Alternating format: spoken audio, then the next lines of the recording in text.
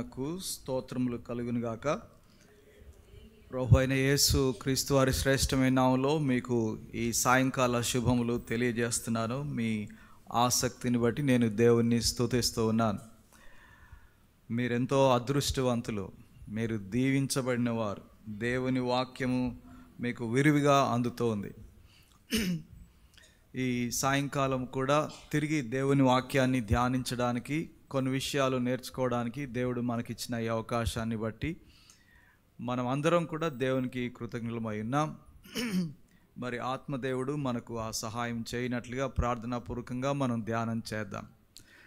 నాకు కూడా ఈ పరిచర్యలో పాలు పొందుకోవడానికి అవకాశం ఇచ్చిన దేవుని నేను స్తుతిస్తూ ఉన్నాను. అలాగే అయ్యగారికి, పాస్టర్ అమ్మ గారికి, ఎంతో పాప సబీనా కూడా చాలా చక్కగా చూసుకుంటున్నారు. మీలో రెగ్యులర్గా భోజనాలు పంపుతున్నారండి. నేను ఇవాళ మధ్యాహ్నం అన్నాను, ఈ 2 రోజుల్లో నేను 1 కిలో పెరిగి ఉంటానని.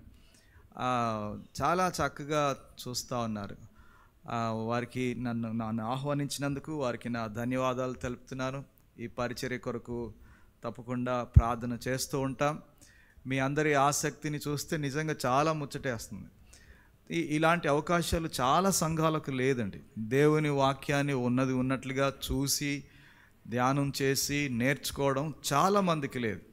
కనుక మనకు ఆ అవకాశం దొరికింది. దేవుడు ఈ అవకాశాన్ని ఇచ్చాడు. కనుక ఈ సమయాన్ని మనం సద్వినియోగం చేసుకుంటూ మనం దేవుని ఉద్దేశపూర్వకంగా జీవించుదాం. ప్రియమైన దేవుని బిడ్డలారా, నిన్న మనం ఆ విషయాన్ని ఆలోచన చేశాం. ఎఫెసులో ఉన్న పరిశుద్ధులు ఏ విధముగా దేవుని ఉద్దేశ ప్రకారంగా జీవిస్తూ ఉండినారో, వారు ఇంకా ఎలాగా దేవుని మహిమపరుస్తూ దేవుని ప్రణాళికను వారి జీవితంలో కలిగి ఉండి జీవించాలో అపోస్తలుడైన పౌలు గారు వారికి రాస్తూ వచ్చారు. వారికి కొన్ని సూచనలు ఇస్తూ వచ్చారు. ఆ విశ్వాసులు ఎంత ఉన్నతమైన స్థితిలో ఉన్నారో ఈ పత్రికను చదివితే మనకు అర్థం అవుతుంది. ఆధ్యాత్మికంగా వారు చాలా ఉన్నతమైన స్థితిలో ఉండినారు. వారికి మాత్రమే అర్థమయ్యే విషయాలవి. కనుక దేవుని యొక్క ప్రణాళిక, ఆయన యొక్క అనాదికాల సంకల్పం ఈ ఎఫెసీ పత్రికలో స్పష్టంగా పౌలు గారు రాశారు. దానిని ఎఫెసీలో ఉన్న పరిశుద్ధులు గ్రహించగలిగారు. ఈ 2 దినాల్లో కూడా మనం అదే చూస్తూ ఉన్నాం. దేవుడు మనలను కనికరించి ఆ యొక్క విషయాలను ఆయన కోణంలో మనం అర్థం చేసుకోవాలని, దేవుని కోణంలో మన జీవితాన్ని మలుచుకోవాలని మనం హెచ్చరించబడుతూ ఉన్నాం. మనం కొన్ని విషయాలు నేర్చుకుంటూ ఉన్నాం. ఈరోజు కూడా ఆ కోణంలోనే దేవుని వాక్యాన్ని మనం చూద్దాం. దేవుని వాక్యాన్ని చదువుకుందాం. ఎఫెసీ పత్రిక 6వ అధ్యాయము 10వ వచనం నుండి 18వ వచనం వరకు గల భాగాన్ని మనం మార్చి చదువుకుందాం. ఎఫెసీ పత్రిక 6వ అధ్యాయం 10వ వచనం నుండి మనం ఉత్తర ప్రత్యుత్తర రీతిలో చదువుకుందాం. బహుశా అందరు తీసి ఉంటారు. ఒక వచనం నేను, ఒక వచనం మీరు, అలాగా చదువుకుందాం. తుదకు ప్రభు యొక్క మహాశక్తిని బట్టి ఆయన యందు బలవంతులై యుండుడి.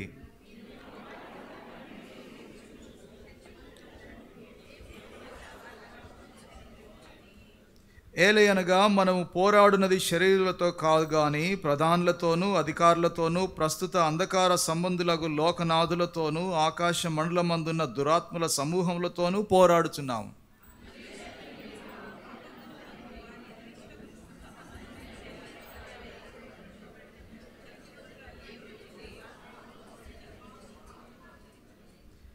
ఎలాగనగా మీ నడుమునకు సత్యమును దట్టి కట్టుకొని నీతి అను మైమరు తొడుగుకొని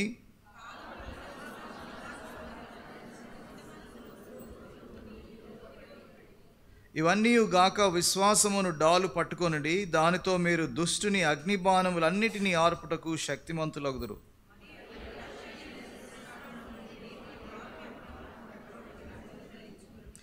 మనం అందరం కలిసి చదువుదాం. 18వ వచనం. ఆత్మ వలన ప్రతి సమయమునందును ప్రతి విధమైన ప్రార్థనను విజ్ఞాపనను చేయుచు ఆ విషయమై సమస్త పరిశుద్ధుల నిమిత్తము పూర్ణమైన పట్టుదలతో విజ్ఞాపన చేయుచు మెలకువగా ఉండుడి. దేవుడి వాక్య భాగమును మన ధ్యానంలో దీవించునుగాక. ప్రియమైన దేవుని బిడ్డలారా, దేవుడు తన ప్రణాళికను విశ్వాసులకు అర్థం చేస్తాడు. తన యొక్క చిత్తం ఏమిటో విశ్వాసులు గ్రహించినట్లుగా ఆత్మపూర్ణతను దయచేస్తాడు. ఆ ఆత్మపూర్ణత ద్వారా క్రీస్తు వాక్యాన్ని మనం గ్రహించినట్లుగా ఆత్మ మనకు సహాయపడతాడు. ఆ విషయాలు రాసి పౌలు గారు విశ్వాసులు ఎవరెవరైతే దేవుని ఉద్దేశ ప్రకారం జీవిస్తున్నారో, ఇదిగో వారికి ఈ రెండు విషయాలను ఈ భాగంలో రాశారు. వారికి మొదటగా ఒక పోరాటం ఉంటుంది. ఎవరికి ఉంటుంది? దేవుని ఉద్దేశ ప్రకారం జీవించే వారికి ఒక పోరాటం ఉన్నది అని పౌలు గారు రాస్తున్నారు. అయితే రెండవ విషయం వారు రాస్తున్నది ఏమిటంటే, పోరాటం ఉన్నది నిజమే, పోరాడడానికి అవసరమైన బలమును గురించి కూడా ఆయన రాస్తూ వచ్చాడు. పోరాడాలంటే బలం ఉండాలి. బలహీనంగా ఉంటే ఎలా పోరాడగలం? గనక పోరాటం ఉన్నది విశ్వాసికి. నార్మల్ విశ్వాసి కాదండి, దేవుని ఉద్దేశ ప్రకారంగా జీవించే విశ్వాసికి పోరాటం ఉన్నది. ఆ పోరాటాన్ని పోరాడడానికి బలము కూడా అవసరం. ఆ బలమును గురించి కూడా పౌలు గారు ఈ భాగంలో రాశారు. ఈ రెండు విషయాలను మనము ఈరోజు ధ్యానం చేయనంటున్నాం. మొదటిది పోరాటం ఉన్నది. చూడండి, ఈ పోరాటము మనుషులతో కాదు, లేదా జంతువులతో కాదు, లేదా భౌతికంగా సృష్టించబడిన దేనితోనూ కాదు. కానీ ఈ పోరాటములో మనకు 3 శత్రువులు ఉన్నారు. మనం పోరాడవలసినది 3 శత్రువులతో. మొదటి శత్రువు ఎవరనగా మన శరీరం. ఏమండి? మన శరీరం. మన శరీరం అన్నప్పుడు మళ్ళీ అది మనుషులు కాదు, మనం చూసే మనుషులు కాదు, లేదా ఈ దేహము భౌతికంగా ఈ దేహం అని కూడా దాని అర్థం కాదు. ఈ దేహానికి అది మంచిదని కానీ చెడ్డదని కానీ దానికి ఒక నీతిని మనం ఆపాదించలేము. ఉదాహరణకు ఈ పెన్ను ఉంది. ఈ పెన్ను నీతియుక్తమైనదా అవినీతియుక్తమైనదా అని మనం చెప్పడానికి వీలు లేదు. ఇది ఎవరి చేతిలో ఉందో, ఎవరు దీనిని ఉపయోగిస్తున్నారో దాన్ని బట్టే ఇది నీతియా అవినీతి అని చెప్పగలం. అలాగే ఈ దేహము, ఈ భౌతిక దేహము మనకు సేవ చేస్తుంది. ఇది మంచిదని కానీ చెడ్డదని కానీ నీతియుక్తమైనదని కానీ లేతే అవినీతి అయినదని కానీ చెప్పాలంటే ఆ లోపల ఒకటి ఉందన్నమాట. శరీరము మన శత్రువు అని చెప్పినప్పుడు మన శరీరములో, మన దేహములో, అంతరంగములో ఒక స్వభావం ఉన్నది. అది మన శత్రువు. ఈ అంతరంగ స్వభావం, ఈ శరీర స్వభావాన్ని గురించి బైబిల్ నానా రకాలుగా మాటలను వాడింది. పాప స్వభావం అని, ప్రాచీన స్వభావం అని, ప్రాచీన పురుషుడు అని, లేదా పతనావస్థ లేతే పతన స్వభావం అని, ఇలాగ రకరకాల మాటలను మనం చూస్తాం. దేవుడు మొట్టమొదట ఆదామవ్వలను చేసినప్పుడు వారు పరిశుద్ధులే, దేవుని మహిమ చేత ఆవరించబడిన వారే. వారు ఎప్పుడైతే దేవుని మాటను ధిక్కరించి అవిధేయులైనారో వారు పతనం అయిపోయారు. దానిని పతనావస్థ అంటాం. అప్పటి నుండి ఆ యొక్క స్వభావము, ఆ పతన స్వభావం, ఆ పాప స్వభావం, దేవునికి ధిక్కార స్వభావం మానవునిలో, మనిషిలో కొనసాగుతూనే ఉంది. గనక ఈ పోరాటంలో మొట్టమొదటి శత్రువు, మనం ఎదుర్కొనే మొదటి శత్రువు ఎవరంటే శరీరం, లేదా శరీర స్వభావం, లేదా అంతరంగ స్వభావం, అంతరంగ పాప స్వభావం. ఇది మొదటిది. రెండవ శత్రువు ఎవరంటే లోకం. లోకం అంటే మళ్ళీ మనుషులు కాదు. ఏమండి, మనకు ఒక పద్యం కూడా తెలుసు, దేశం అంటే మనుషులు. కానీ మనం మాట్లాడేది లోకం అంటే మనుషులు కాదు. లోకములో ఉన్నదంతయు ఏం చెప్తుందండి? 1 యోహాను 2:16, నేత్రాశ ముందు రాదు. శరీరాశ, నేత్రాశ, జీవపు డంబం. చాలా చక్కగా చెప్పారు ఆయన. ఈ లోకములో ఉన్న విషయాలన్నీ కూడా ఈ మూడింటి ద్వారా ఈడవబడుతుంది. సాతాను అపవాది ప్రభావము చేత లోకములో ఉన్న వ్యవస్థ లేదా సిస్టమ్ ఆఫ్ ద వరల్డ్ అంటారు, అదొక విధమైన పోకడ. మానవుని యొక్క జీవన విధానం అంతా కూడా, జీవన విధానానికి సంబంధించిన విషయాలన్నీ కూడా ఈ మూడింటి ద్వారా ఈడవబడుతున్నాయి, ప్రభావితం అవుతున్నాయి. వారు ఎంత గొప్పవారైనా అవ్వచ్చు, ఎంతగా చదువుకున్న వారైనా అవ్వచ్చు, చదువు లేని వారైనా అవ్వచ్చు, పెద్ద ఆస్తి అంతస్తులు కలిగిన వారు అవ్వచ్చు, ఎన్నో దేశాలు తిరిగిన వారు అవ్వచ్చు. వారు మానవులైతే వారు ఈ లోకములో ఉన్న పోకడ, అది శరీరాశ, నేత్రాశ, జీవపు డంబముతో ఇన్ఫ్లుయెన్స్ అయిన పోకడ ఒకటి ఉంది. దానికి గురైపోతున్నారు, దాని చేత ఈడవబడుచున్నారు, దానికి ప్రభావితులైపోతున్నారు. అది లోకం, అది రెండవ శత్రువు. మనం పోరాడాల్సింది. గమనించండి, విశ్వాసి శరీరముతో పోరాడాల్సి వచ్చినా, లోకముతో పోరాడాల్సి వచ్చినా చాలా చాలా కష్టమైన పని. విశ్వాసికి అనుకూలమైన పరిస్థితులు లేవు. విశ్వాసికి తన చుట్టూ కూడా ఆ అననుకూల పరిస్థితి, వ్యతిరేక పరిస్థితి, శత్రువు నిత్యము తారసపడుతూనే ఉన్నాడు. నాలోనే ఉన్నాడు, మొదట నన్ను బలహీనపరుస్తూ ఉన్నాడు. నేను ఏదైనా కార్యం చేయాలంటే తిరిగి నన్ను అడ్డుకుంటాడు. దేవుని యొక్క ఉద్దేశ ప్రకారం జీవించాలంటే ఈ రెండు బలవంతంగా నన్ను పక్కనే లాగుతున్నాయి, దేవుని నుండి దూరం లాగుతుంది, దేవుని యొక్క చిత్తాన్ని మరిచిపోయేలాగా చేస్తూ ఉంటాయి. కాబట్టి విశ్వాసికి మంచి దినాలు కాదు, చాలా సవాల్తో కూడిన దినాలు ఇవి. దేవుని ఉద్దేశపూర్వకంగా జీవించాలనుకుంటే తప్పనిసరి పోరాటం ఉంటుంది. నీకు పోరాటం లేదు అని అంటే ఒకసారి ఆలోచించాలి, దేవుని ఉద్దేశ ప్రకారం నేను జీవిస్తున్నానా? దేవుని ప్రణాళిక నాకు అర్థమైందా? ఎఫెసీ పరిశుద్ధులకు అర్థమైంది. అడుగడుగున వారు ఇలాంటి శోధన, ఇలాంటి శత్రువుని ఎదుర్కొంటానే ఉన్నారు, వ్యతిరేకతను ఎదుర్కొంటానే ఉన్నారు. అందుకోసమే అన్ని రోజులు దేవుని వాక్యాన్ని ధ్యానిస్తూ నేర్చుకుంటూ దేవుని ప్రణాళికను వారు బాగా వంట పట్టించుకున్నారన్నమాట. కాబట్టి విశ్వాసులకు ఇది చాలా అవసరం అండి.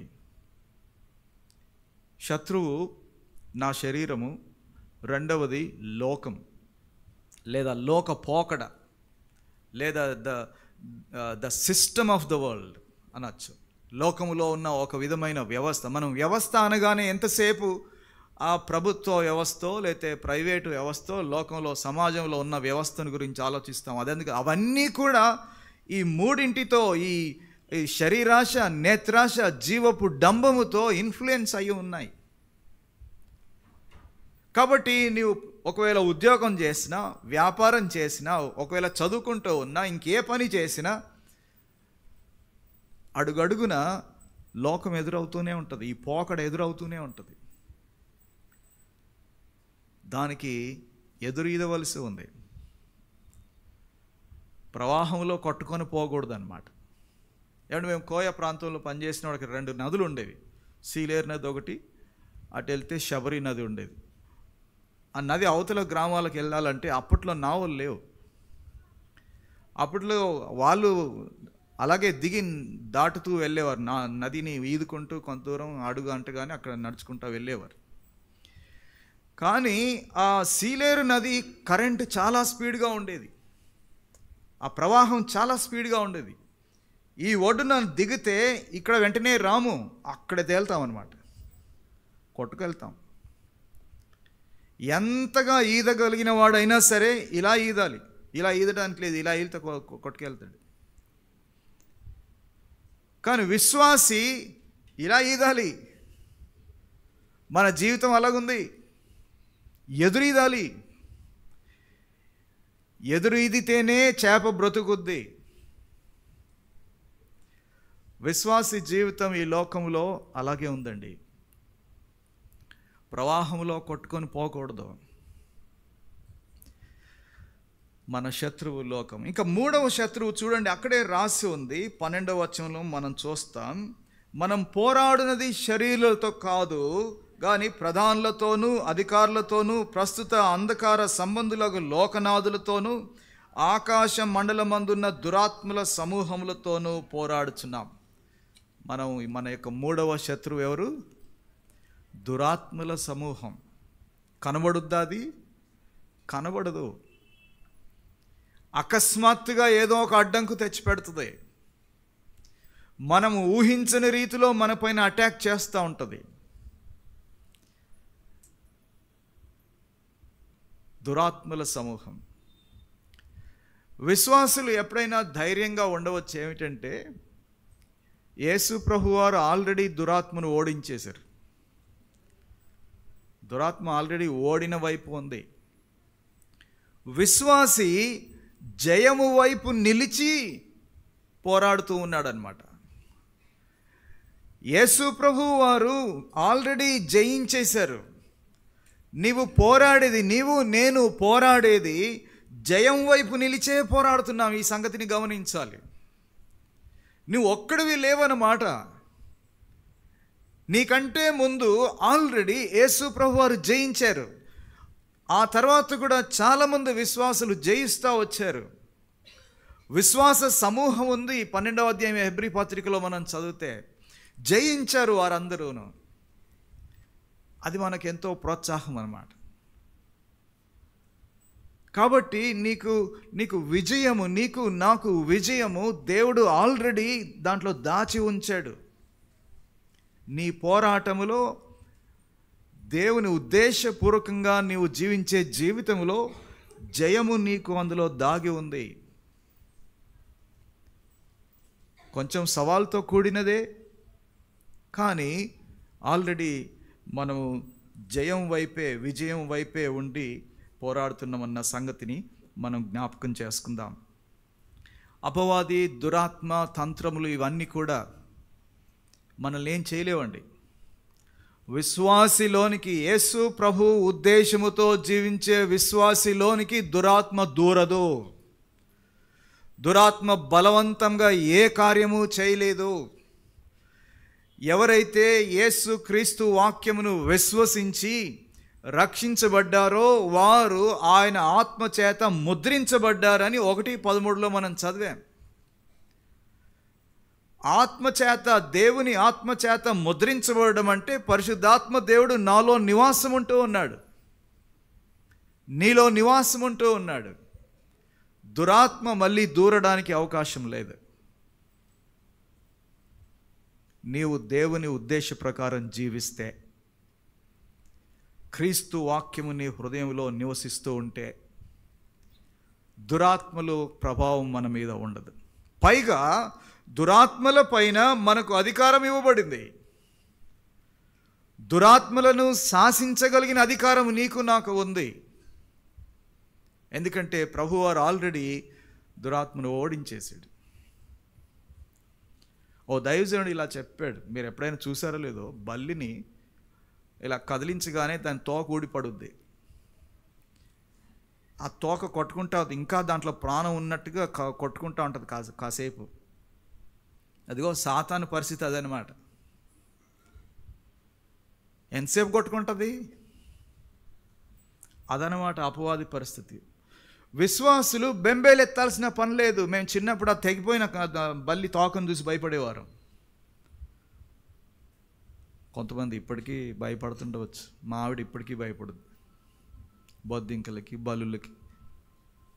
పామును చంపుద్ది. మా ఆవిడ పామును చంపుద్ది, బొద్దింకకి భయపడుద్ది. పాము పొడుగుంటుందా, బొద్దింక పొడుగుంటుందా? మనం కొన్నిసార్లు చాలా విచిత్రంగా ప్రవర్తిస్తూ ఉంటాం. యేసు ప్రభు విజయాన్ని సాధించి పెట్టాడు. దురాత్మ నిన్ను నన్ను ఏమీ చేయలేదండి. అయితే జీవితము యేసుక్రీస్తు ఉద్దేశముతో జీవించే జీవితము చాలా సవాలుతో కూడినది. అడుగడుగున దురాత్మ నిన్ను అడ్డుకుంటూనే ఉంటుంది. ఏదో ఒక రీతిగా, ఏదో ఒక రూపంలో నీకు అడ్డంకులు తెచ్చిపెడుతూనే ఉంటుంది.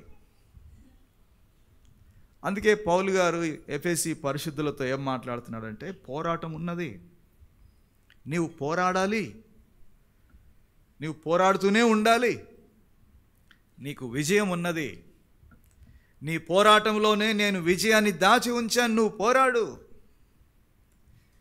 అదనమాట ప్రభువారి వాక్యం ద్వారా మనం నేర్చుకుంటున్న విషయం. కనుక ఇక్కడ ఇది పోరాటం ఉన్నది. రెండవ విషయం ఏం చెప్పాడంటే, దానికి అవసరమైన బలము కూడా మనకు అవసరం. బలమును గూర్చి కూడా రాశాడు. బలమును గురించి మనం ఆలోచించినప్పుడు రెండు విషయాలు ఉన్నాయండి. బలము యొక్క మూలమేమిటో, ఆ బలము మనలోనికి ఎలా ప్రవహించాలో, ఈ రెండు విషయాలు రాశాడు. చాలా వివరంగా రాశాడు. బలము యొక్క మూలం ఏమిటి? మొదటి 2 వచనాలు లేదా 10-11 వచనాల్లో తుదకు ప్రభు యొక్క మహాశక్తిని బట్టి, ప్రభు యొక్క మహాశక్తిని బట్టి, ఆ తర్వాత 11వ వచనం చివరి భాగంలో మీరు ఎదిరించినట్లు శక్తివంతులు అగునట్లు దేవుడిచ్చు సర్వాంగ కవచం. ఇది దేవుడిచ్చేది, ఇది దేవుని మహాశక్తి. చూడండి, ఈ బలం యొక్క మూలాన్ని మనం గమనించాలి. దేవుని బలమును గురించి రకరకాలుగా మన యొక్క క్రైస్తవ సమాజంలో వారు చాలా అపార్థాలు ఉన్నాయి. దేవుని బలము దేవుని దగ్గరే దొరుకుతుంది. ఇది మనుషుల ద్వారా వచ్చే బలము కాదు, ఇది దేవుని బలం. ఇది ఆర్థికమైన బలము కాదు, ఇది దేవుని బలం. ఇది జ్ఞాన బలము కాదు, ఇది దేవుని బలం. ఇది మంది మార్బలముతో వచ్చే బలము కాదు, ఆయుధాలతో వచ్చే బలము కాదు, నీ చుట్టూ బాడీ గార్డ్స్ పెట్టుకుంటే వచ్చే బలం కాదు. ఇది దేవుని బలం. దీని యొక్క మూలము దేవుడే. ఒక వ్యక్తి తనకు బలము కావాలి, ఈ శత్రువుతో పోరాడడానికి బలము కావాలంటే ఇంకొక వ్యక్తి దగ్గరికి వెళ్ళకూడదు, దేవుని దగ్గరికి వెళ్ళాలి, దేవుని దగ్గరికే రావాలి. అదిగో అక్కడ బలం దొరుకుద్ది, ఇదిగో ఇక్కడ బలం దొరుకుద్ది, అక్కడ దొరకదు. అది ఏదో రంగులు రంగులు ఉంటుంది అక్కడ, అంతేకాని బలం ఉండదు అక్కడ. విటమిన్ ట్యాబ్లెట్లు రంగులు రంగులు ఉంటాయి కదండి. విటమిన్ ట్యాబ్లెట్లు రంగులు రంగులు ఉంటాయి, రకరకాల వాసనలు ఉంటాయి, తినబుద్ధి అవ్వదు కదా. అలాగ అనుకుంటున్నాం మనం. అక్కడక్కడ రంగులు కనబడేసరికి అక్కడ బలం ఉందేమో, ఇక్కడ బలం ఉందేమో, ఇక్కడ బలం ఉందేమో, అందరూ అలాగే అనుకుంటున్నారు. చాలా విచారం.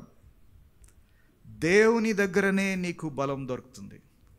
నీ శత్రువు ఎవరైతే ఉన్నారో, ఈ లోకము కానివ్వండి, ఈ శరీరము కానివ్వండి, ఈ దురాత్మల సమూహము కానివ్వండి, వారితో పోరాడడానికి విశ్వాసికి అవసరమైన బలము దేవుని దగ్గరే దొరుకుతుంది. దేవుని దగ్గరికే వ్యక్తులు లేదా విశ్వాసులు రావాల్సి ఉంది. నీవు బలం పొందుకోవడానికి దేవుని వద్దకే రావాల్సింది. ఈ శక్తిని గురించి మన సమాజంలో కొన్ని రకరకాల అవగాహనలు ఉన్నాయి. ప్రభువుని అంగీకరించాం, రక్షించబడ్డాం, ఇప్పుడు దేవుని వాక్యాన్ని చదువుతున్నాం. ఆల్ ఆఫ్ ఎ సడన్ అకస్మాత్తుగా నా మీదకి ఏదో ఒక శక్తి వస్తుంది అని ఎదురు చూసేవారు ఉన్నారు. ఏదో కొంతకాలానికి నేను అనుకునే సంఘటనలో ఒక విధమైన ఆవహింపు కలిగేసి నేను శక్తివంతున్న, నన్ను కుదిపేస్తుంది అని కొంతమంది ఎదురు చూస్తూ ఉన్నారు. నేను చెప్తున్నాను, నీకు తెలియకుండా నీ మీదికి వచ్చేది దేవుని శక్తి కాదు. నా మీదికి, నాకు తెలియకుండా నా లోనికి, నా మీదికి ఏదో ఒకటి వస్తుందంటే అది దేవుని శక్తి కాదండి, అది జబ్బు, అది రోగం. చాలామంది అలా అనుకుంటున్నారు. వారు తమను తాము మరిచిపోయి తమ స్వాధీనంలో ఉండకుండా ఏదో మైకం వచ్చిన వారి వలె, వారు ఏదో పూనకం వచ్చిన వారి వలె వ్యవహరిస్తూ ఉన్నారు. అదే దేవుని బలం అనుకుంటున్నారు. అది దేవుని బలం కాదు. దేవుని బలం అలా వస్తుందని వాక్యంలో ఎక్కడా చెప్పబడలేదండి. అది దేవుని బలం కాదు. నీకు తెలియకుండా నీ మీదికి, నీ లోనికి వచ్చేది దేవుని బలము కాదు. దేవుని బలము నీ యొక్క గమనములోనే, నీ అవగాహనతోనే నీలోనికి వస్తుంది. బుద్ధిపూర్వకంగా నువ్వు విధేయత చూపితేనే దేవుని బలం నీలోనికి వస్తుంది.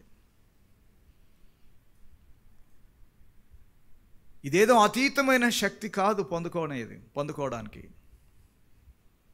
చాలామంది అలాగా అర్థం చేసుకుంటున్నారు. చాలా అపార్థం, చాలా తప్పుడు అవగాహనలు ఉన్నాయి మన సమాజంలో. దేవుని బలము నాకు తెలియకుండా నన్ను నేను పూర్తిగా ఆవహించినట్లుగా అయిపోయి పూనకంలోనికి వచ్చి చాలా ఊగిపోయి వచ్చేది కాదు దేవుని బలం. మరి అయితే ఏమిటి దేవుని బలం? అలాగైతే దేవుని బలం ఏమిటి అసలు? ఎలా మనలోనికి వస్తుంది దేవుని బలం? దేవుని వాక్యంలో ఏముందంటే, ప్రవక్తల ఆత్మలు వారి వారి స్వాధీనంలో ఉంటాయి. విశ్వాసులు, దేవుని ఉద్దేశం చొప్పున జీవించాలనుకున్న విశ్వాసులు, వారి వారి ఆత్మలు వారి స్వాధీనంలో ఉంటాయి. వారి స్వాధీనాన్ని కోల్పోయి ప్రవర్తించేది దేవుని శక్తి కాదు, దేవుని బలం కాదు. అయితే దేవుని శక్తి మనకి ఎలాగ వస్తుంది? దేవుని బలం మనలోనికి ఎలా వస్తుంది? దేవుని బలము మనలోని ప్రవేశించాలి. బలం యొక్క మూలం ఏమిటో మనం చూసాం. దేవుడే బలం యొక్క మూలం. ఆ బలము మనలోనికి ఎలా ప్రవహించాలో పౌలు గారు స్పష్టంగా ఇక్కడ రాశారు. మనకు ఒక నానుడి తెలుసు, సెక్యులర్గా ఉన్న ఒక నానుడి, నాలెడ్జ్ ఈజ్ పవర్ అంటాం. ఏమండి? Knowledge is power. ఏం జ్ఞానం అది? ఏమి జ్ఞానం? అది దేవుని జ్ఞానం. అది దేవుని చిత్తమును గూర్చిన జ్ఞానం. అది ఆయన యొక్క అనాది కాల సంకల్పమును గూర్చిన జ్ఞానం. ఆయన ప్రణాళికను గూర్చిన జ్ఞానం ద్వారా మనకు బలం కలుగుతుంది, లోక జ్ఞానం వలన కాదు. ఆ విషయాలనే పౌలు గారు ఇక్కడ చక్కగా రాశారు. ఈ భాగంలో చాలా చక్కగా రాశారు. మీరు కూడుకున్నప్పుడు, సంఘముగా కూడినప్పుడు, ప్రతి వారు తాను ఏం చేస్తున్నాడో అది తెలుసుకొని క్రమశిక్షణగా చేయాలని దేవుని వాక్యం చెప్తుంది. తెలియకుండా ఏదో పూనకం వచ్చి చేసేది కాదు. తెలుసుకొని, లేదా అది నా యొక్క సెన్సెస్లోనే జరుగుతుంది అన్నమాట. నా సెన్స్లోనే జరుగుతుంది అన్నమాట. నా సెన్స్ను కోల్పోయి జరిగేది కాదు దేవుని బలం. కాబట్టి ఇది ఎలాగ వస్తుందో అక్కడ చాలా స్పష్టంగా పౌలు గారు కొన్ని విషయాలు రాశారు. మనం త్వరగా చూద్దాం. మన కుటుంబంలోనూ, వ్యక్తిగత జీవితంలోనూ, వైవాహిక జీవితం, కుటుంబ జీవితం, ఉద్యోగ జీవితం, లేదా వ్యాపార జీవితం, లేదా విద్యా జీవితం, మన జీవితాలన్నిటిలో, అన్ని రంగాలలో దేవుని బలము ఏ విధంగా ప్రవహిస్తుంది? దేవుడే బలం అని మనం తెలుసుకున్నాం. కానీ దేవుని బలము నాలోనికి, నా కుటుంబంలోనికి, నా వైవాహిక బంధంలోనికి ఎలాగా అది ప్రవహిస్తుంది? నా యొక్క ఉద్యోగ వృత్తిపరమైన జీవితంలోనికి అది ఎలా ప్రవహిస్తుంది? చూడండి, ఆయన చక్కగా రాశాడు. 13వ వచనాన్ని చూడండి. 13వ వచనం, మీరు ఆపద్దినమందు, ఆపద్దినం అంటే ఏమిటండి? దుర్దినం. నిన్నటి దినాన్న మనం నేర్చుకున్నాం, దినాలు చెడ్డవి. అయితే ఆపద్దినం అంటే అకస్మాత్తుగా ఏదో ఒకటి జరుగుద్ది అనమాట. నీవు అనుకునే గడియలో ఏదో జరుగుద్ది అనమాట. చక్కని పాటలు పాడాను మనం, 2 పాటలు. మొదటి పాట చాలా అర్థవంతమైంది, రెండవది కూడా ఆయన రాకడను గురించి తెలియజేస్తూ పాడాను. నీవు అనుకుని గడియలో రాజు వస్తాడు అని పాడాం. నీవు అనుకుని గడియలో నీకు శోధన వస్తుంది, అది ఇక్కడ చెప్పబడుతుంది. నీవు అనుకుని గడియలో దురాత్మ నిన్ను వేధిస్తుంది. ఆపద్ దినమందు సడన్గా వారిని ఎదిరించుటకు అనగా విశ్వాసులను ఎదిరిస్తూ ఉంటుంది. ఇప్పుడు విశ్వాసులు ఏం చేయాలన్నమాట? విశ్వాసులు ఎదిరించాలి, దురాత్మలను ఎదిరించాలి, దురాత్మలను ఎదిరించాలి. భయపడి వెనక్కి వెళ్ళిపోకూడదు. సర్వాంగ కవచాన్ని గురించి మనం తర్వాత చూస్తాం. మొత్తము కవచము ఉంటుంది. పౌలు గారు ఎదిరించి అని ఎందుకు రాశారంటే, నువ్వు వెనకకు తిరిగే పొరపాటున వెనకాల కవచం లేదు, వాడు అగ్నిబాణం వేస్తాడు, వెనకాల నుంచి గొచ్చుకుంటుంది. నువ్వు ఎదిరించాలి దురాత్మని, నీ శత్రువుని ఎదుర్కోవాలా, ఎదుర్కొని జయించాలా. అలాగే ఆ తర్వాత మాట ఇంకొకటి ఉంది, నిలువబడాలి. నిలువబడడానికి కూడా శక్తిమంతులగునట్లుగా దేవుడు ఏర్పాటు చేసి ఉంచాడు. ఈ రెండింటి మధ్యలో ఒక మాట ఉంది, మీరు గమనించారో లేదో? నో దానికంటే ముందు సమస్తము నెరవేర్చిన వారై, సమస్తము నెరవేర్చిన వారై. ఏమి నెరవేర్చాలి? దేవుని ప్రణాళిక ఏదైతే ఉందో, దేవుని చిత్తం ఏదైతే ఉందో, నా జీవితము కొరకు, నా వైవాహిక జీవితం కొరకు, నా కుటుంబ జీవితం కొరకు, నా వృత్తిపరమైన జీవితం కొరకు దేవుని ప్రణాళిక ఏదైతే ఉందో దానిని నేను నెరవేర్చిన వాడనై ఉండాలి. దానికోసం వచ్చే ప్రతి అగ్ని బాణం నేను ఎదుర్కోవాలి. దాని విషయంలో వచ్చే ప్రతి అగ్ని బాణంని ఎదురుగా నేను నిలుచోవాలి, దాన్ని ధైర్యంగా ఎదుర్కోవాలి అని చెప్తూ పౌలు గారు ఈ విషయాలను రాశారు. 14వ వచనం నుండి దేవుడిచ్చే సర్వాంగ కవచాన్ని ధరించాలి. దేవుడిచ్చే సర్వాంగ కవచం. ఇప్పుడు చూడండి, 14వ వచనం నుండి 7 విషయాలు అక్కడ రాయబడ్డాయి. ఏమండి, 7 విషయాలు రాయబడ్డాయి. మొదటిది దట్టి, ఇంగ్లీష్లో బెల్ట్ అని ఉంది, దట్టి. రెండవది మైమరువు. మైమరువు అంటే ఏంటండి? ఇంగ్లీష్లో బ్రెస్ట్ ప్లేట్ అని ఉంది, అనగా ఈ ప్రాంతంను కప్పేది అనమాట. అని నీ హృదయాన్ని భద్రపరిచేది, ఈ ప్రాంతాన్ని కప్పేది. తర్వాత జోడు రాసింది 15వ వచనంలో, పాదములకు జోడు. తర్వాత డాలు 16వ వచనంలో డాలు. తర్వాత శిరస్త్రాణము, హెల్మెట్, శిరస్త్రాణము. ఆ తర్వాత ఖడ్గము, స్వాడ్. ఆ తర్వాత 7వది 18వ వచనంలో ప్రార్థన, విజ్ఞాపన. ఈ విషయాలు రాయబడ్డాయి. అపోస్తలుడైన పౌలు గారు ఒక సైనికుడిని ఊహించుకొని లేదా చూసి, ఆ సైనికుడు ధరించిన కవచాన్ని బట్టి, ఇదిగో విశ్వాసులు ఈ విధమైన కవచాన్ని ధరించి దుష్టునితో లేదా శత్రువుతో పోరాడాలని రాస్తూ ఉన్నారు. ఇప్పుడు ఈ 7 విషయాలకు ఒక్కొక్క మాట ఆ జత చేయబడి ఉంది. దట్టి అన్నప్పుడు ఏముందండి? సత్యము అని ఉంది. మైమరు అన్నప్పుడు ఏముంది? నీతి అని ఉంది. పాదములు అన్నప్పుడు ఏముంది? లేదా జోడు అన్నప్పుడు ఏముంది? సమాధాన సువార్త వలనైన సిద్ధ మనసు ఉంది. డాలుకు విశ్వాసము, ఆ రక్షణకు శిరస్త్రాణము, ఖడ్గముకు వాక్యము, ఆ ప్రార్థనకు విజ్ఞాపన, ప్రార్థన. ఇప్పుడు వీటిని మనము ఒక ఆర్డర్లో పెట్టి చూద్దామా? ఒక ఆర్డర్లో పెట్టి చూద్దాం. ఆర్డర్ అంటే, ఇప్పుడు నేనున్నాను, నాకు మొట్టమొదటి ఏం కావాలి? శిరస్త్రాణం, హెల్మెట్. అంటే నా హెడ్, నా తల, దానికి భద్రత. తర్వాత ఏంటండి? మైమరు, నా గుండెకి, నా హృదయానికి ఆ రక్షణ లేదా భద్రత. ఆ తర్వాత నా ఎడమ చెయ్యి డాలు, నా కుడి చెయ్యి ఖడ్గము. ఆ తర్వాత నా నడుముకేమిటి? బెల్ట్, దట్టి. ఆ తర్వాత నా మోకాళ్ళు ఏమిటది? ప్రార్థన విజ్ఞాపన. ఆ తర్వాత నా పాదములు ఏమిటది? జోడు, సమాధాన సువార్త వలనైన జోడు. నేను వీటిని సపరేట్గా ఆలోచన చేసినప్పుడు నేను చాలా ఆశ్చర్యపోయాను. చూడండి, దేవుడు నా నడినెత్తి నుండి అరికాలు వరకు నేను ఎలా జీవించాలో చెబుతూ ఉన్నాడు. ఇవన్నీ ఒకే విషయం గురించి తెలియజేస్తూ ఉన్నాయి. ఒక్కొక్కటి వేరువేరుగా చూడడం కాదు, నీతిని సపరేట్గా, రక్షణను సపరేట్గా, సమాధానాన్ని సపరేట్గా ధ్యానం చేయడం అలా కాదు.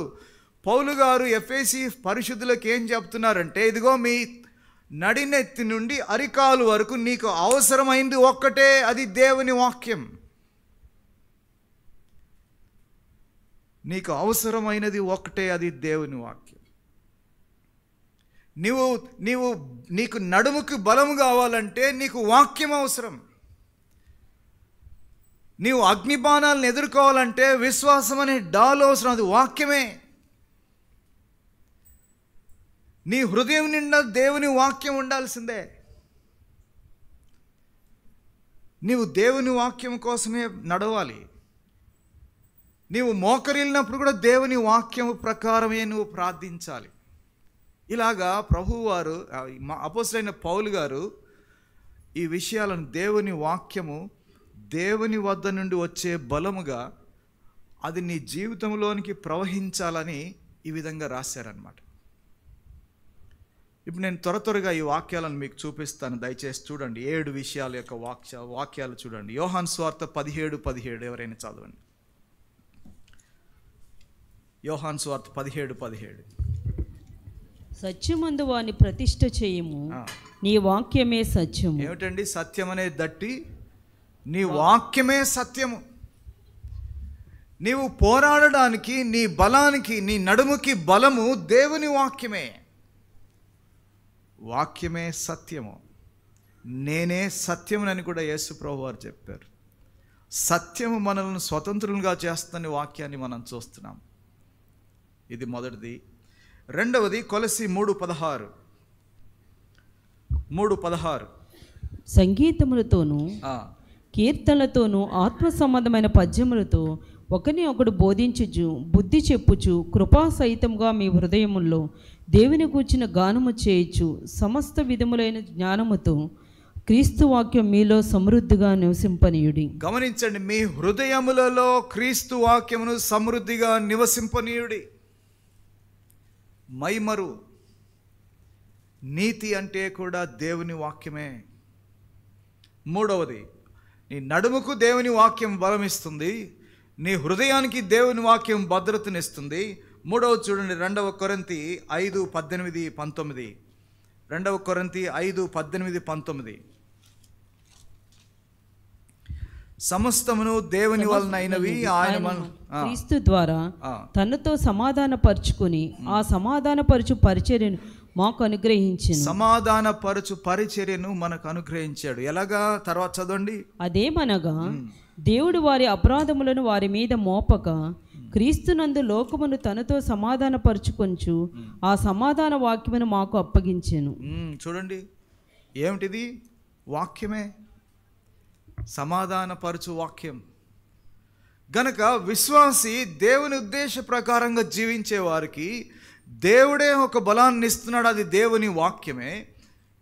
దేవుడే నడుముకు బలం ఇస్తున్నాడు, హృదయానికి బలాన్ని ఇస్తున్నాడు. అలాగే ఇప్పుడు తన పాదాలు కూడా దేవుని యొక్క వాక్యము చేత సమాధానపరచబడాలి. ఇతరులు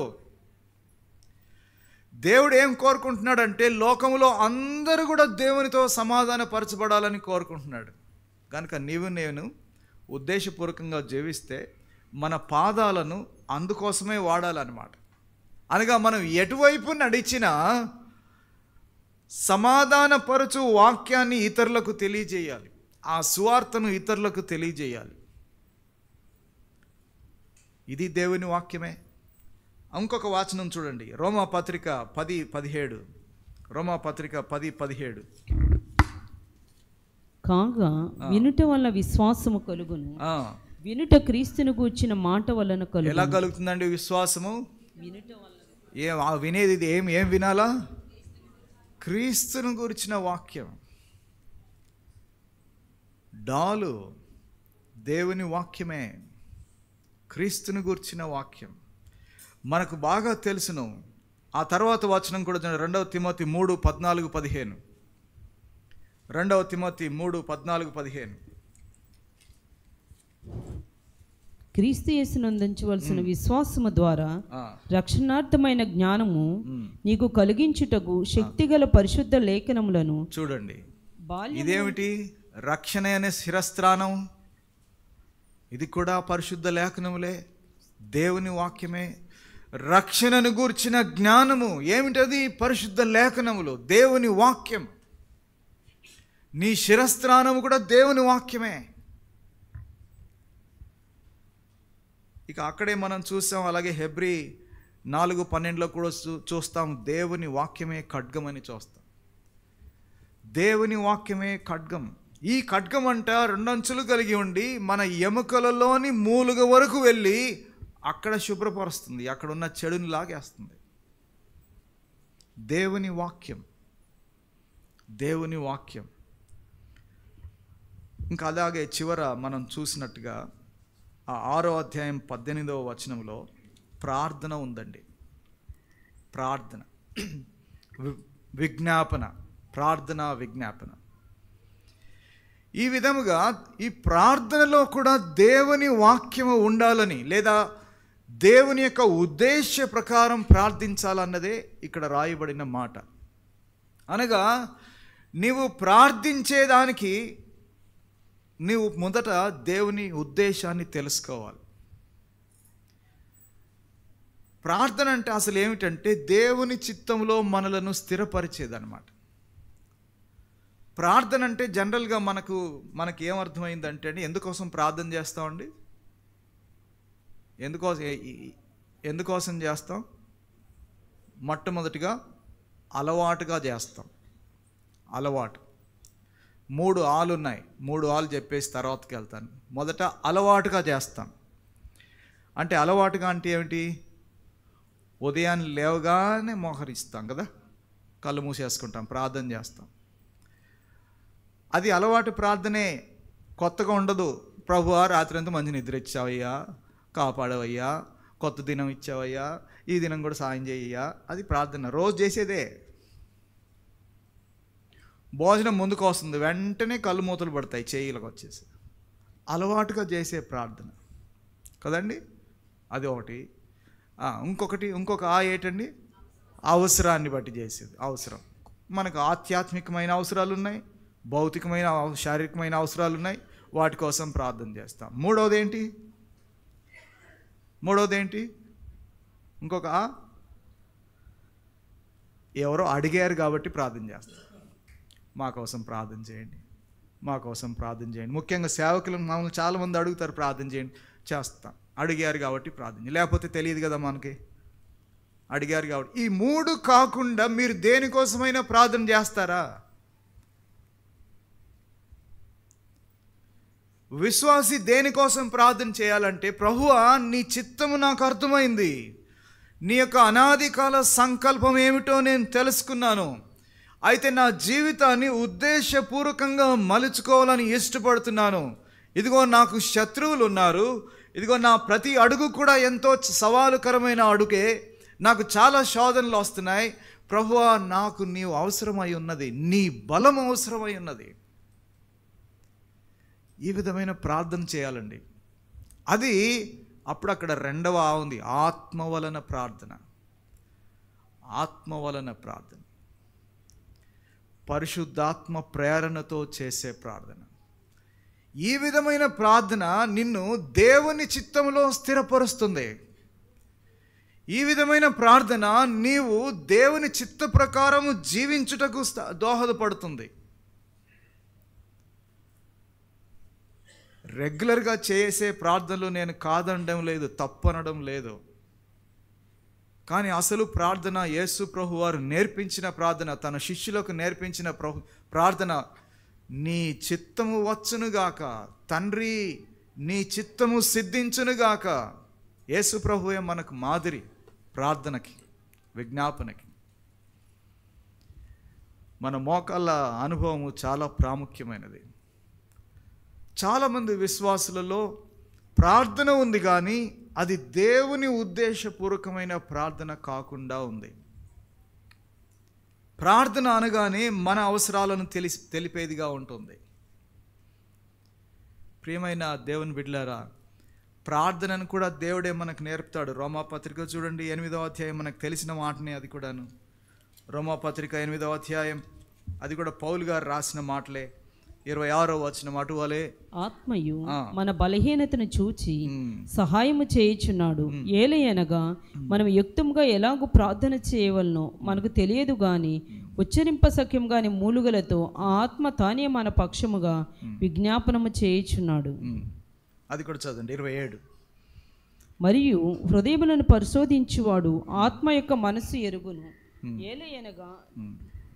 ఏలయనగా ఆయన దేవుని చిత్త ప్రకారం పరిశుద్ధుల కొరకు విజ్ఞాపనము చేయుచున్నాడు. ఆయన దేవుని చిత్త ప్రకారము పరిశుద్ధుల కొరకు విజ్ఞాపనము చేయుచున్నాడు. ప్రధాన యాజకుడు తండ్రి కుడి పార్శ్వమందు కూర్చొని ఆయన చేసే ప్రార్థన అది అయితే మనం ఏ ప్రార్థన చేయాలి?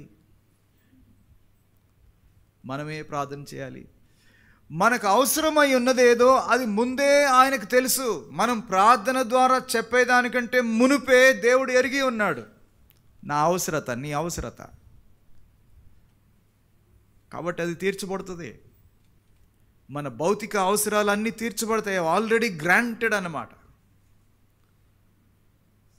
అది ఒకవేళ శారీరక బలహీనతను గురించి కావచ్చు, ఏదైనా జబ్బును గురించి కావచ్చు, ఏదైనా ఆర్థిక సహాయాన్ని గురించి కావచ్చు, మన బంధాలలో ఏమైనా సమస్యలు ఉండవచ్చు, వీటన్నిటి గురించి ప్రార్థన చేయాలి. కానీ దైవ చిత్తానుసారమైన ప్రార్థన చేయాలి. దేవుని ప్రణాళికకు విరుద్ధమైన ప్రార్థన చేయకూడదు. చాలాసార్లు ప్రార్థనలో నేను చాలా నొచ్చుకుంటానండి. కొన్ని ప్రార్థనలు కొందరు ఇంకా ఇదొకటి చాలా ఫ్రీడమ్ దొరికే సమయం ప్రార్థన అనగానే అందరు కళ్ళు మూసుకుంటారు. ఒకటి, నువ్వు ఎంతసేపు చేసినా వారు కళ్ళు మూసుకుంటారు. వారికి అంగీకారం కాకపోయినా ప్రార్థన చేస్తున్నారు కాబట్టి గమనుంటారు, ఇంకా మౌనంగా ఉండాల్సిందే ఆమె నేను వరకు. ఇక సమయం దొరికింది కదా అని కొందరు చాలా పొడవైన ప్రార్థన చేస్తారు. చాలా పొడవైన ప్రార్థన చేసి ఈ చిన్ని ప్రార్థన యేసుప్రభు నామములో సమర్పిస్తున్నాను, ఎప్పుడైపోద్దా అని చూస్తూ ఉంటాం ఆ ప్రార్థనలు. కొన్నిసార్లు అవి దేవుని చిత్తానుసారంగా ఉండవు. అసలు అందులో ఆ ప్రార్థనలో ఏ మాట కూడా దేవుని చిత్తానుసారంగా ఉండదు. ఒకవేళ కొందరు చాలా కంఠత వాక్యాలను కూడా ప్రార్థనలో చెప్పేస్తూ ఉంటారు, ఒక సందేశాన్ని ఇస్తారనమాట ప్రార్థనలో. దేవుని వాక్యాన్ని జ్ఞాపకం చేసుకోవాలి, దేవుని వాగ్దానాలను గుర్తుపెట్టుకోవాలి, ఎత్తిపట్టి ప్రార్థన చేయాలి. కానీ సమయ సందర్భాలు లేకుండా ప్రార్థన చేయడం అది ఆత్మ వలన ప్రార్థన కాదు. మనకి ఇంకా ప్రార్థన చేయడం రాదండి, మనం నేర్చుకోవాలి. కొందరు ప్రార్థన చేసి అయిపోయాక భలే ప్రార్థన చేశారు బ్రదర్ అంటారు. ఎవరి కోసం చేస్తున్నాం ప్రార్థన? ఎవరో మనల్ని ప్రశంసించాలనే? నువ్వు బాగా ప్రార్థన చేసావని ఇంకొకరితో అనిపించుకోవడానికి ఆ ప్రార్థన చేసేది. కొందరు ప్రార్థన ఎలా ఉంటుందంటే దేవుడి మాట తర్వాత వినేవారి కోసం చేస్తూ ఉంటారు ప్రార్థన.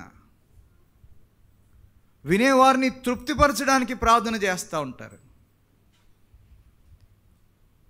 ఆత్మ వలని ప్రార్థన అనిపించుకోదు అది. కొందరు అలుగుతారు తెలుసండి, కొందరు అలుగుతారు, నాకు ప్రార్థన అనివ్వలేదు ఈ కోడికిలో అంటారు. ఎందుకు? దాని అర్థం ఏమిటో నాకు అసలు తెలియదు. నాకు ఈ కోడికలో ప్రార్థన ఇవ్వలేదు. అసలు ఏం కావాలి నీకు? గుర్తింపు కావాలి, ప్రార్థన కాదు. సేవకులమే మాలాంటి వారే. ప్రార్థన ఇంకా మనకు తెలియదు. పౌలు గారు స్పష్టంగా రోమా పత్రికలు రాసి మనకు తెలియదు, మనం నేర్చుకోవాలి. ఆత్మ వలన ప్రార్థన విజ్ఞాపన నేర్చుకోవాలి. ప్రతిసారి ప్రార్థన చేసేటప్పుడు అనర్గళంగా మాటలు వస్తున్నాయంటే అది ఆత్మ వలన ప్రార్థన కాదనే అర్థం. దేవుడు నా ఎదుట ఉన్నాడనే ఆ స్పృహలో చేసేవాడికి నోట మాట రాదు. 139వ కీర్తనలో దావీదు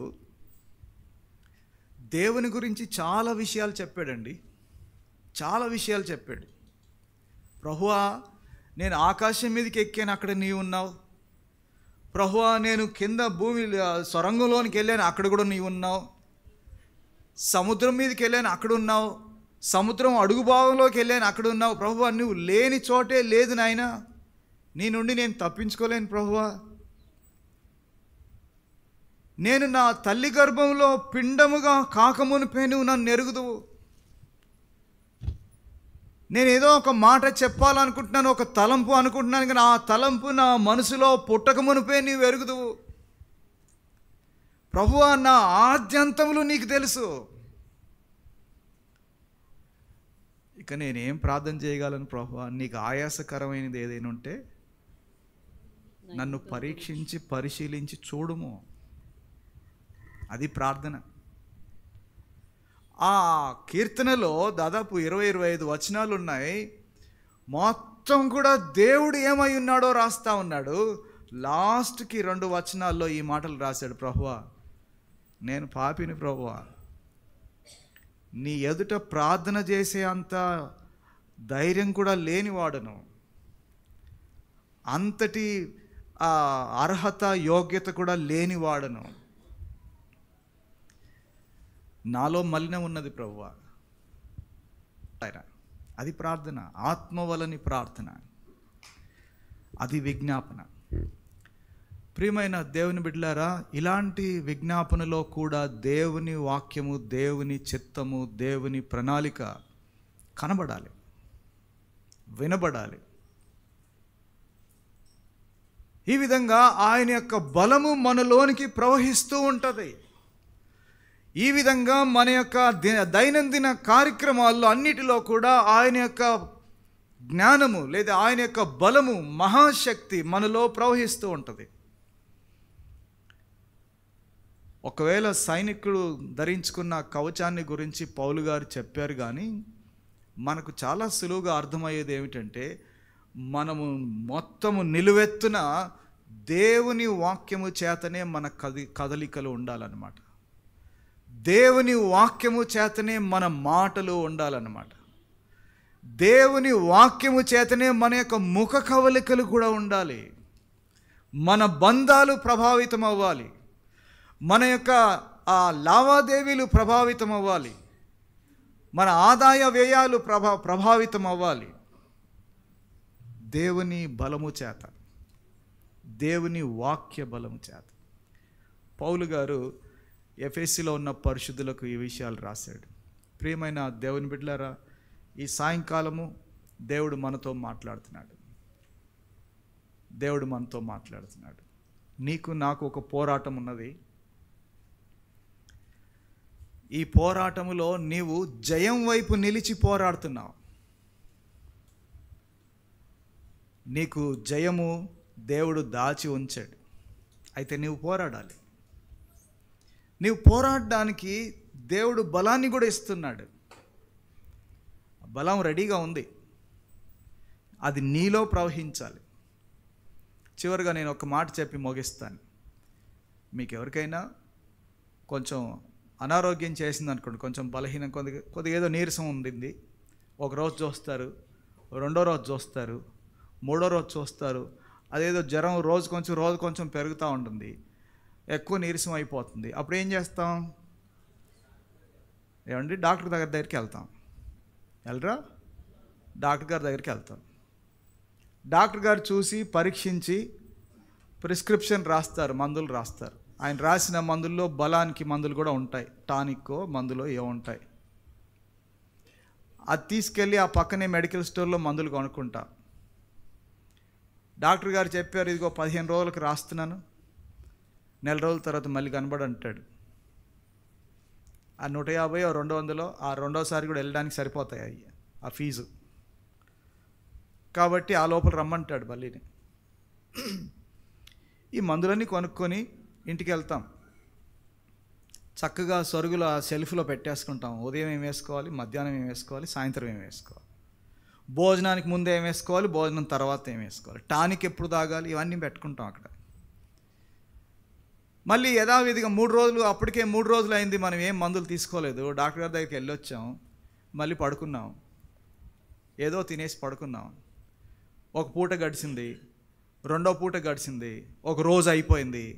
ఆ మందులు అక్కడే షెల్ఫ్లో ఉన్నాయి. ఈ నీరసం ఇంకా ఎక్కువైపోతూ ఉంది.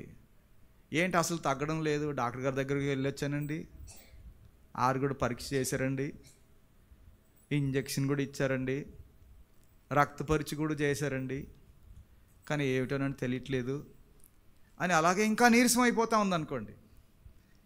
ఈ లోపల 2 వారాలు అయిపోయినాయి, చాలా నీరసం అయిపోయింది. అప్పుడేమనిపిస్తుంది, ఏమండి మళ్ళీ ఒకసారి డాక్టర్ దగ్గరికి వెళ్తే బాగుండు అనిపిస్తుంది కదండి. మళ్ళీ ఒకసారి డాక్టర్ దగ్గరికి వెళ్తే బాగుండు అనిపిస్తుంది.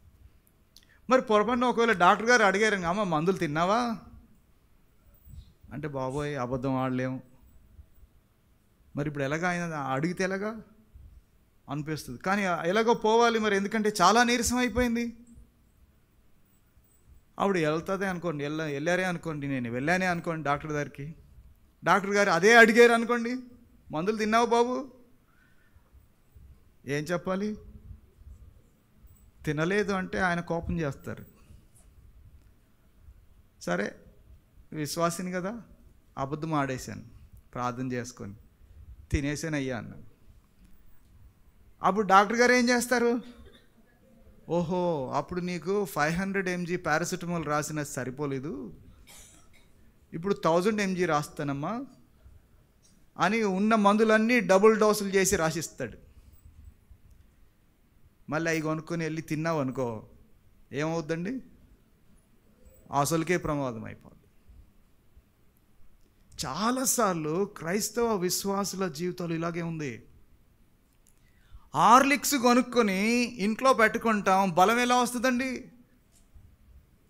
కలుపుకొని తాగితే కదా వచ్చేది బలం. విటమిన్ ట్యాబ్లెట్లు, యాంటీబయాటిక్ ట్యాబ్లెట్లు కొనుక్కొని మా ఇంట్లో చాలా మందుల డబ్బానే ఉండేది. మా ఇంట్లో కొనుక్కురావడం, అందులో వేయడం, కొనుక్కురావడం, అందులో వేయడం. బలం రాదు, జబ్బు నయం అవ్వదు. మనకు సిద్ధంగా ఉంది దేవుని వాక్యం. ఈ 30 దినాలు కూడా దేవుని వాక్యం మన వద్దకు వస్తుంది. చాలా విపులంగా అర్థం చేస్తూ ఉన్నారు దైవజనులు. అది నీలోనికి ప్రవహించకపోతే నయం కాదంతే, బలం రాదంతే. దేవుని వాక్యము నాలోనికి ప్రవహించాలి. దేవుని ఉద్దేశ ప్రకారము నేను జీవించడం ద్వారా దేవుని వాక్యము నాలోనికి ప్రవహిస్తూ ఉంటుంది. అప్పుడు ఈ పోరాటములో నేను విజయాన్ని సాధించగలను. అట్టి కృప దేవుడు మనకందరికీ దయచేయనుగాక. దేవుడి మాటలను దీవించునుగాక.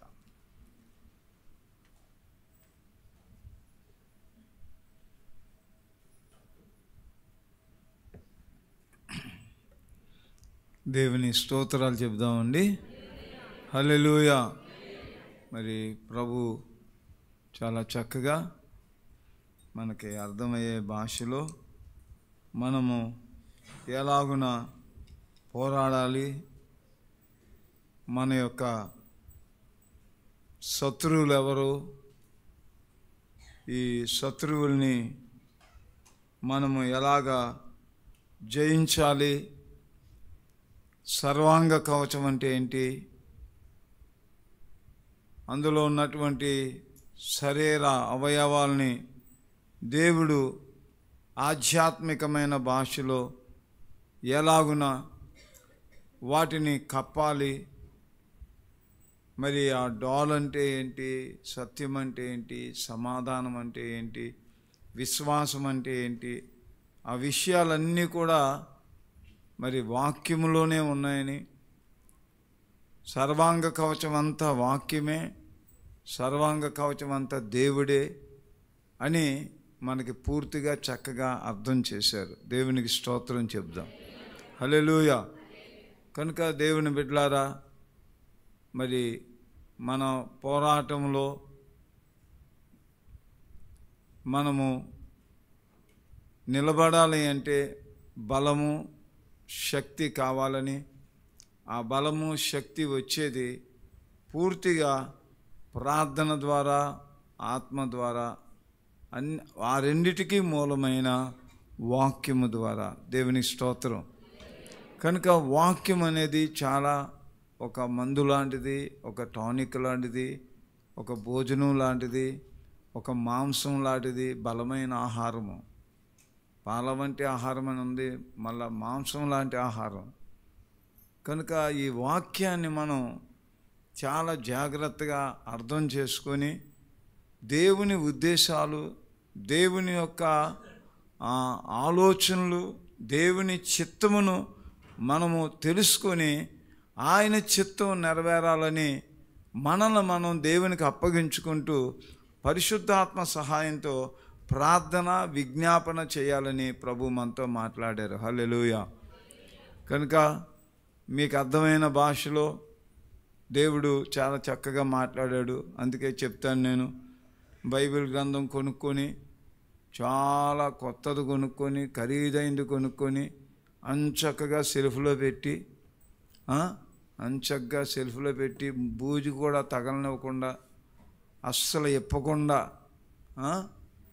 బైబిల్ ఇప్పకుండా, హలో చెప్పండి, బైబిల్ విప్పకుండా వారం వారం గుడికి తెచ్చి దివ్య గ్రంథాము, దివ్య గ్రంథాము ఎచ్చటనైనా చదివిన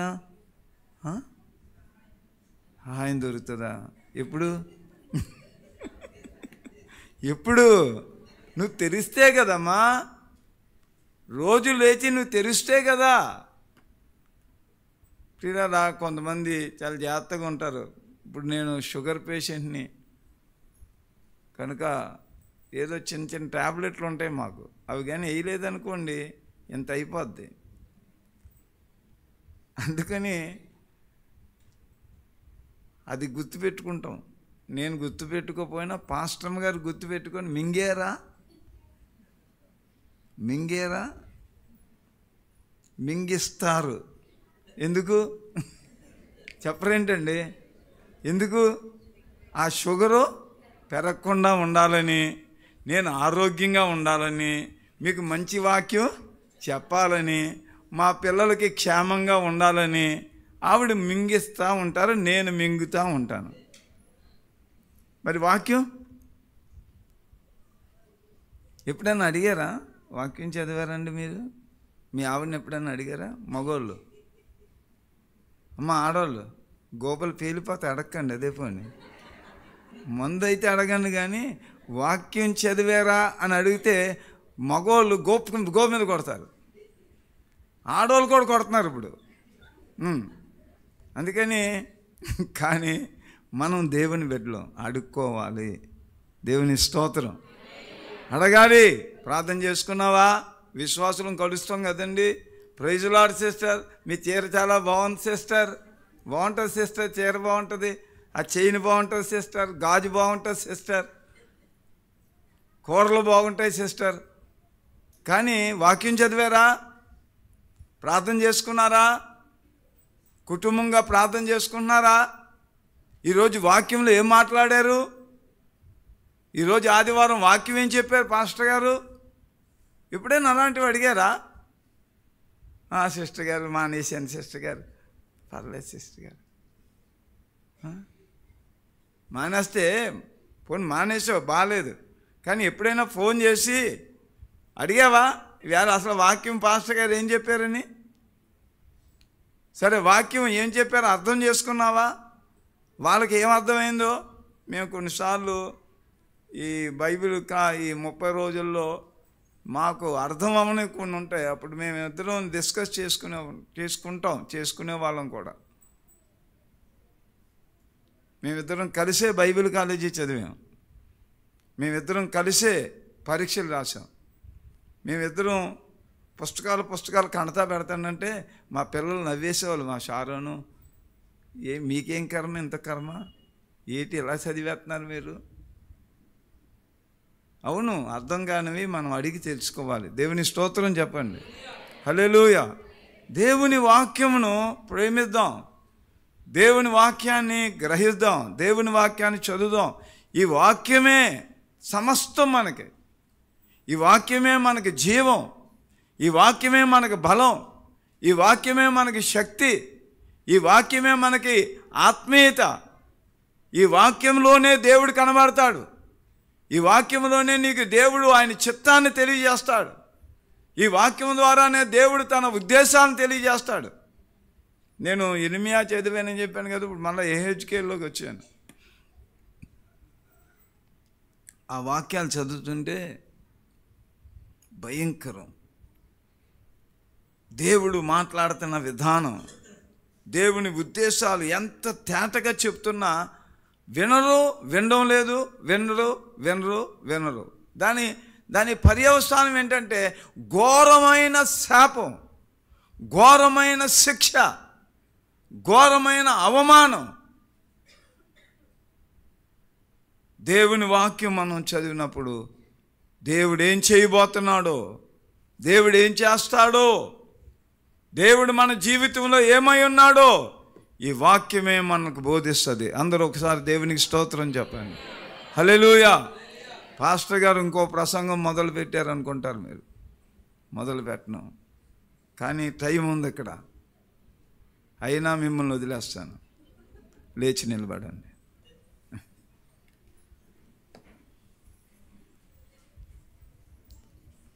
అందరూ కూడా లేచి నిలబడి, ప్రభువా నిజమే నాయన, నీ వైపు చూచే దినాలు, నీ మీద ఆధారపడే దినాలు, వాక్యముతో మన నరాలు వాక్యము సమృద్ధిగా మాలో ఉండాలని, వాక్యముతో నింపబడాలని, వాక్యముతో పురికొల్పబడాలని, వాక్యములో మండాలని, వాక్యములో ఎదగాలని, వాక్యములో పరిపూర్ణులవ్వాలని మీరు కోరుతా ఉన్నారు. ప్రభువా నాయనా, మా జీవితాల్లో మాకు సహాయం చేయతండి.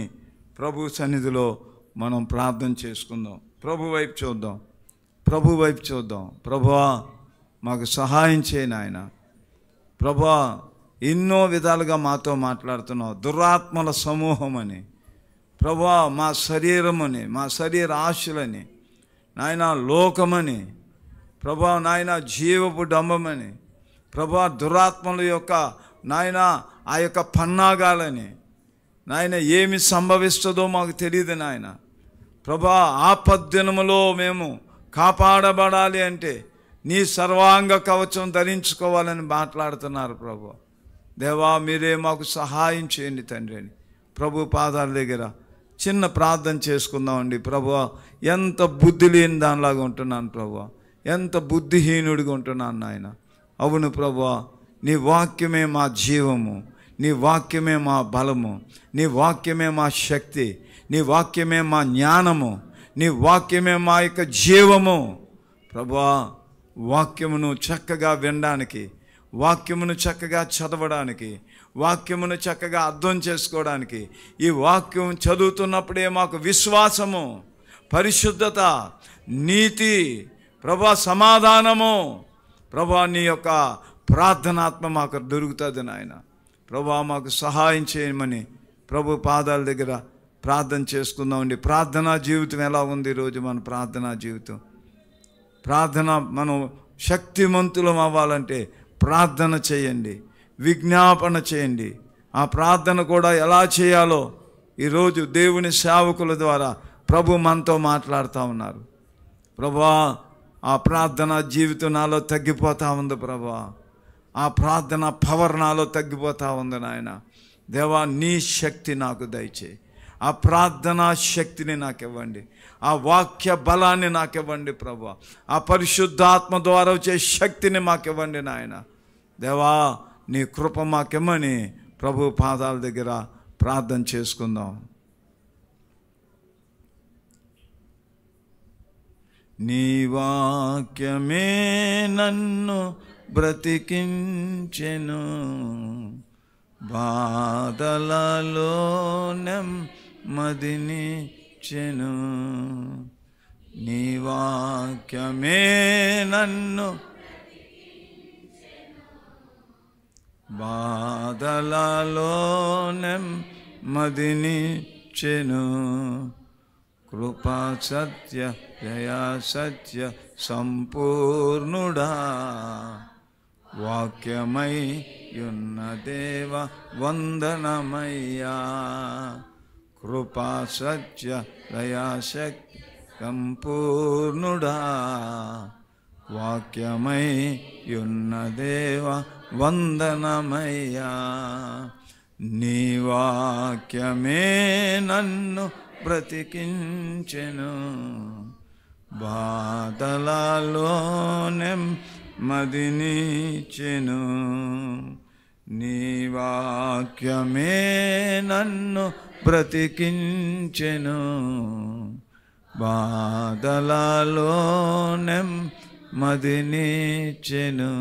ప్రార్థన చేసుకుందాం. ప్రభువా, దేవ, ఎంతో మంచి వాక్యం మీరు మాకు ఇష్టం ఉన్నారు నాయన. మీరు పోరాడున్నది శరీరులతో కాదు, దురాత్మల సమూహముతో మీరు పోరాడుతున్నారు. ఆపద్దినమున మీరు నిలబడాలంటే దేవుడిచ్చే సర్వాంగ కవచం ధరించుకోమని, మేము శక్తిమంతులుగా ఉండాలని, మేము బలము కలిగిన వారు ఉండాలని మీరు మాతో మాట్లాడుతున్నారు. ఆ శక్తి ఎలాగొస్తుంది, ఆ బలం ఎలాగొస్తుంది, ఆ యొక్క జ్ఞానం ఎలాగొస్తుంది, ఆ విషయాలన్నీ కూడా మీరు చాలా తేటగా మాట్లాడారు. ప్రార్థనలోను నాయన మీరు ఎలా సహాయం చేస్తారో మీరు మాతో మాట్లాడారు ప్రభు. అన్నీ కూడా మాకు అనుకూలంగా ఉంచారు నాయన.